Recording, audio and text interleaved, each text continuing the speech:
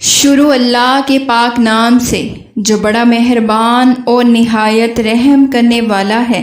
السلام علیکم۔ سورۃ فاتحہ کی اہمیت اور فضیلت کیا ہے آپ سب جانتے ہوں گے، مگر محرم کے مہینے میں اس سورت کے کیا فائدے ہیں اور اس کی برکت کیا ہے، اس سے کون کون سی دعائیں قبول ہوتی ہیں اور اس کی اہمیت محرم میں کیا بیان کی گئی ہے، یہ جاننے کے لیے ہماری ویڈیو کو آخر تک ضرور دیکھیے گا۔ امام محمد باقر علیہ السلام نے فرمایا، جب بھی محرم کی خبر سنو یا چاند دیکھو تو ہم محمد و آل محمد پر درود بھیجو۔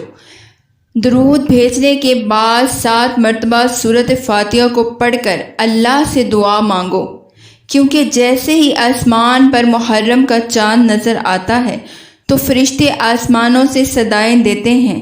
جو انسان محرم کی خبر سن کے محمد و آل محمد پر درود بھیج کر 7 مرتبہ اس سورت کو پڑھ کر اپنی کسی بھی دعا کے لیے ہاتھوں کو بلند کرے گا تو اس کی دعا فرشتے اپنے کندھوں پر اٹھا کر آسمانوں پر لے جاتے ہیں اور فوراً دعا قبول کروا دیتے ہیں۔